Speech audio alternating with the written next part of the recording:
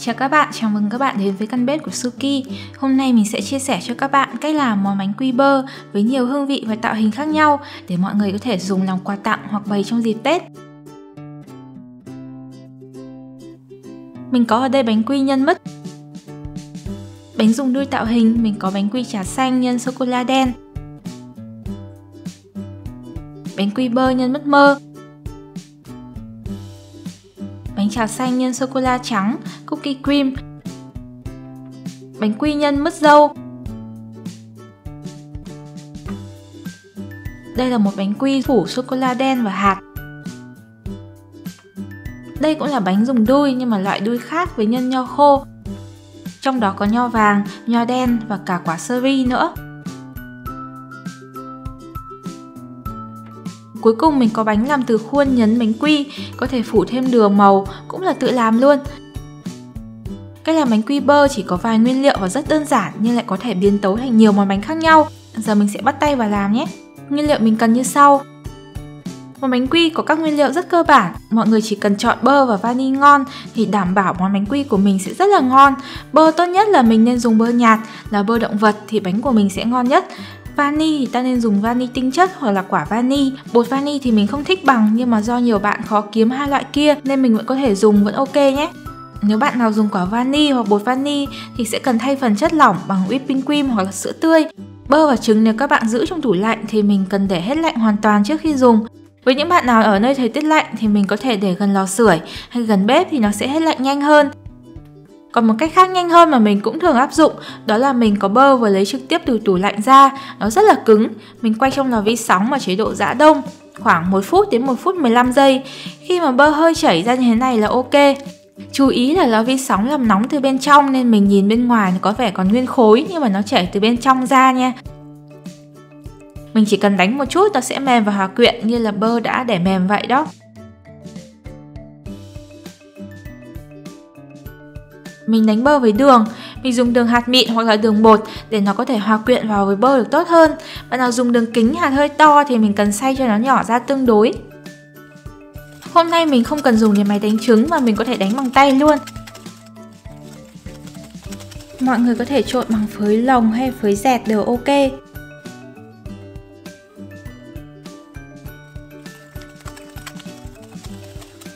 Khi mà bơ đã nhạt màu như thế này thì mình cho vào lòng trắng trứng.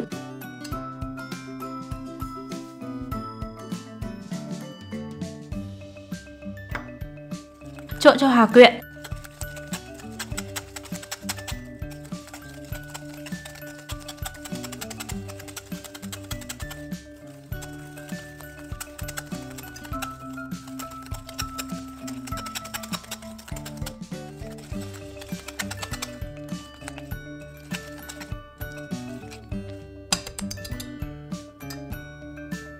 Sau đó cho vào tinh chất vani. Trộn cho hòa quyện.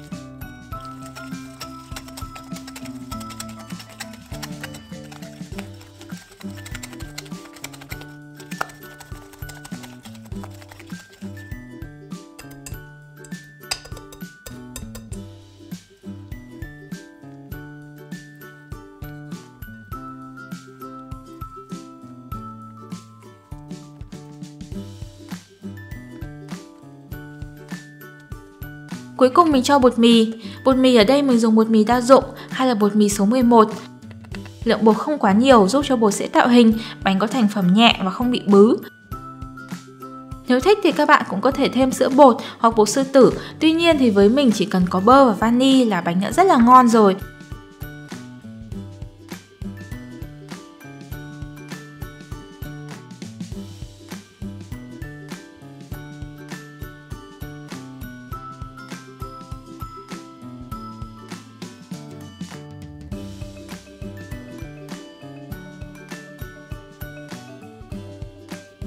Ta trộn đến khi hầu như không còn nhìn thấy bột khô nữa là được. Mọi người không nên trộn quá lâu làm bột bị chai nhé. Vậy là mình đã trộn xong phần bột cơ bản. Sau đây mình sẽ làm các loại bánh khác nhau. Món đầu tiên mình sẽ làm là bánh quy dùng khuôn nhấn cookie press. Trước khi làm bánh thì mình cần làm nóng lò ở 180 độ C, hai lửa trên dưới, không có quạt. Có một số lưu ý khi dùng khuôn nhấn này, đó là mình cần đảm bảo cho bột bánh quy của mình dính vào khay khi mà mình nhấc ra. Vì vậy mình sẽ để khay của mình trong ngăn đá trong khoảng 15 đến 30 phút trước khi dùng và không dùng giấy nến, không cần chống dính khay luôn. Tốt nhất là các bạn nên để khay bánh vào trong ngăn đá trước khi trộn bột bánh. Như vậy sau khi mình trộn xong bột bánh là mình có thể dùng khay luôn. Đây là khuôn nhấn mà mình dùng.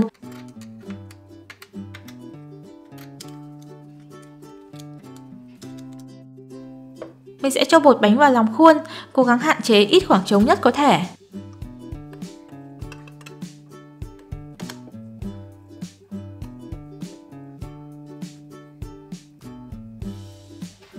Sau đó mình chọn hình mong muốn.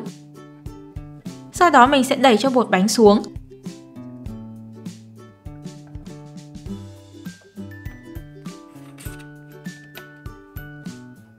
Sau khi đẩy thì mình xoay để cho cái thanh nó vào nấc.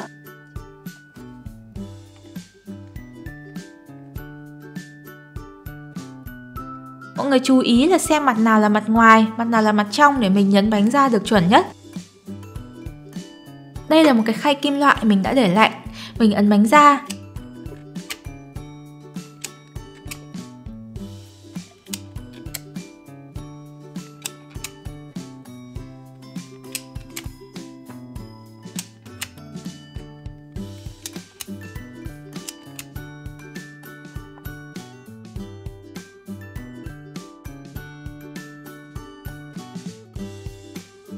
Có một cách khác để trang trí mình đã dùng, đó là mình rắc đường màu lên bánh, giống như kiểu tô màu cho bánh ấy các bạn.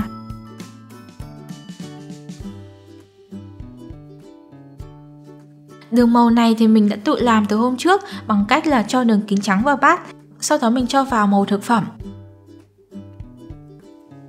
Mình trộn đều sao cho đường thấm đều màu, không bị vón cục.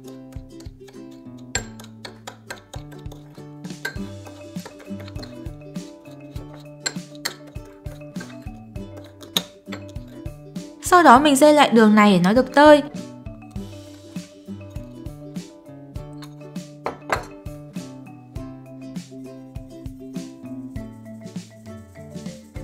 Đường sau khi pha màu thì mình sẽ để như vậy cho nó khô tương đối trước khi cất vào hộp kín. Đường này mình có thể bảo quản như đường thường và được dùng để trang trí, rắc lên các loại bánh quy, dù là bánh quy tạo hình kiểu gì thì nó cũng đều phù hợp.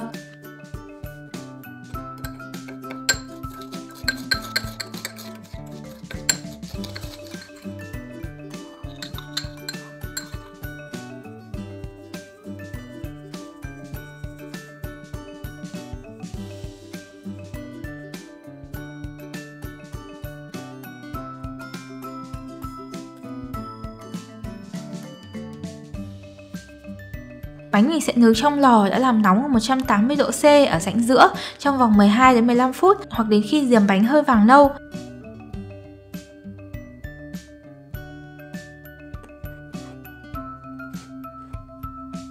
Món tiếp theo có lẽ cũng là phần lớn lượng bánh mình làm hôm nay, đó là bánh quy dùng đuôi bắt kem. Lưu ý cho mọi người là với hai loại bánh quy, dùng khuôn nhấn và dùng đuôi thì mình đều nên làm sớm để bột vẫn giữ được độ mềm, không bị cứng lại và không bị khô. Trước khi làm bánh thì mình sẽ làm nóng lò ở 200 độ C, hai lửa trên dưới và không có quạt. Mình sẽ cho bột bánh vào túi bắt kem.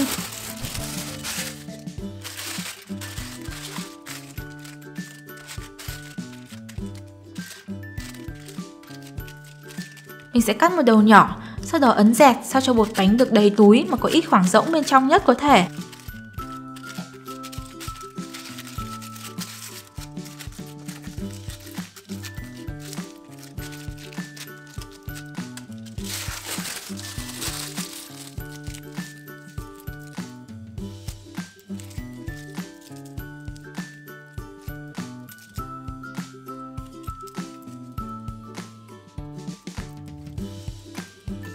Sau đó mình sẽ cắt miệng túi rộng hơn. Phần túi này các bạn nên cắt lớn một chút, chỉ cần không quá rộng hơn phần đuôi là được. Ta không nên cắt quá nhỏ, việc bóc bột ra sẽ khó khăn hơn. Thường với bột bánh quy thì mình sẽ nên dùng 2 túi, một túi cho bột bánh còn một túi để lắp đuôi. Ưu điểm của việc dùng 2 túi là nó sẽ chắc chắn hơn. Bản thân mình thấy với công thức này thì bột khá là mềm thì các bạn có thể dùng một túi vẫn ok. Tuy nhiên thì việc dùng 2 túi cũng có ưu điểm khi mình làm nhiều loại bánh, đó là mình có thể thay đuôi rất là nhanh và nếu thích thì có thể thay đổi gói bột bánh sang các hương vị khác được ngay. Để bánh quy được tạo hình đẹp thì việc chọn đun rất quan trọng. Nhiều khi mình làm bánh dù ngon rồi nhưng mà chưa được đẹp thì có khi chỉ do mình chưa có đuôi đẹp mà thôi. Chú ý là đuôi của mình dùng phải đủ lớn. Đầu đuôi phải ít nhất là 1 cm.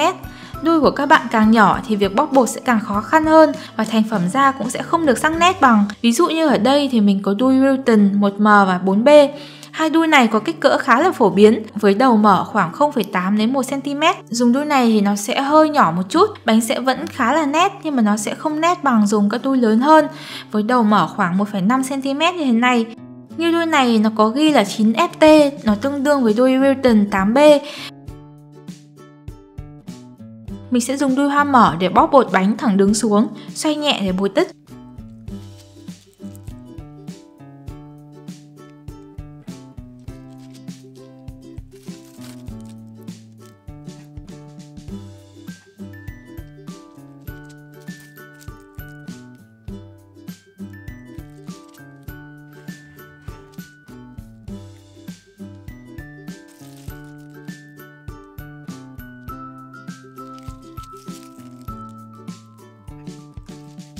Mình sẽ ấn nhẹ phần bột giữa.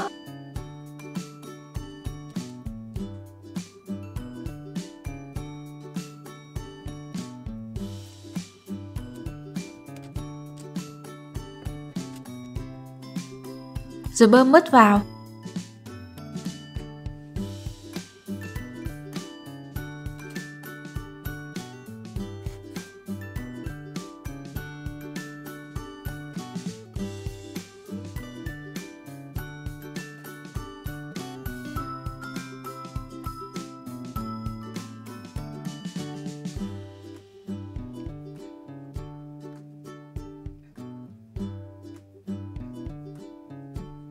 Mình sẽ nướng bánh trong lò nướng ở 200 độ C rãnh giữa trong vòng 5 phút, sau đó giảm xuống còn 180 độ C trong khoảng 7 đến 8 phút nữa, hoặc đến khi giềm bánh chuyển vàng nâu. Việc nướng bánh ở nhiệt độ cao ban đầu này giúp cho bánh giữ được tạo hình tốt.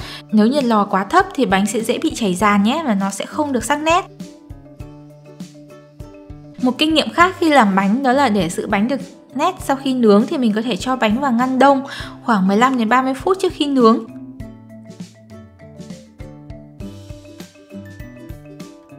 Để làm bánh vị trà xanh thì mình thêm vào công thức gốc 7g bột trà xanh, và nếu thích thì mọi người có thể thêm vào chút đường để cân bằng với vị hơi đắng của trà xanh thêm vào.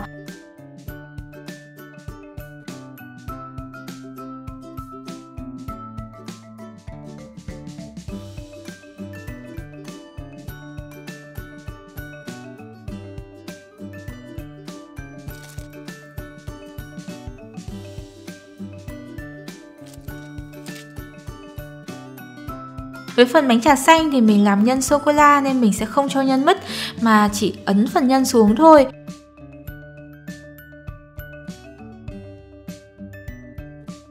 Với bánh trà xanh thì mình sẽ nướng hơi khác một chút để giữ được màu xanh của bánh. Mình sẽ nướng bánh ở 200 độ C rãnh giữa trong vòng 4 phút. Sau đó mình hạ lửa 165 độ C và để thấp xuống một nấc và nướng trong vòng 9 đến 10 phút hoặc đến khi bánh chín giòn. Với phần bánh nho thì mình dùng đuôi 8 cánh bóp thẳng đứng.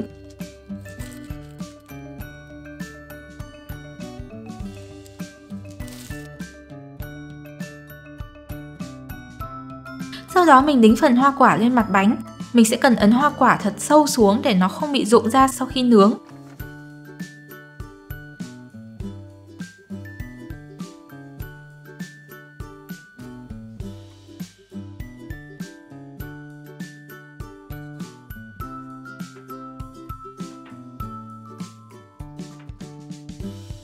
Cuối cùng là mình làm bánh với khuôn cắt bánh. Để làm bánh dùng khuôn cắt thì mình thêm 25g bột mì đa dụng vào mỗi công thức.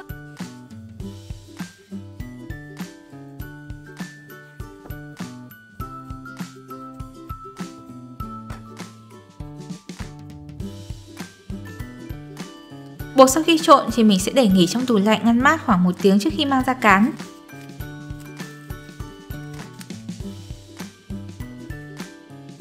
Trước khi nướng bánh thì mình cần làm nóng lò 180 độ C, hai lửa trên dưới không quạt.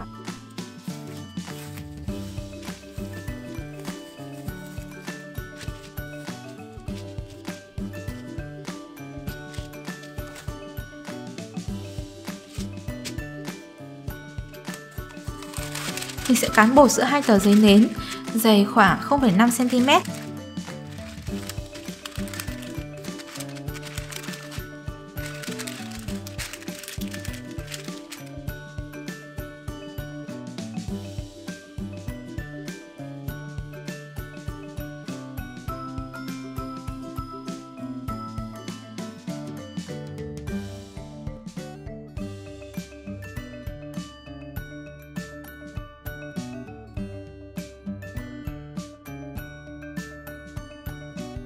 Sau khi cắt thì mình có thể bỏ phần bột thừa và nhấc giấy nến như vậy để nướng bánh luôn, để không cần phải nhấc bánh qua lại. Không cẩn thận thì mình có thể dễ làm cho nó bị biến dạng.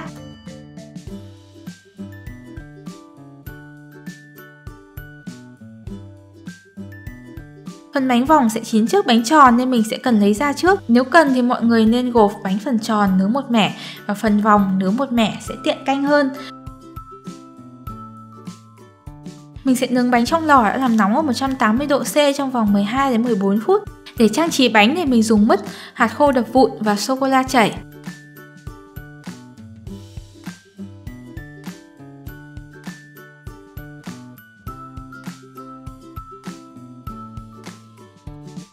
Sô cô la chảy thì mình có pha thêm xíu dầu dừa để nó lỏng và dễ trang trí hơn.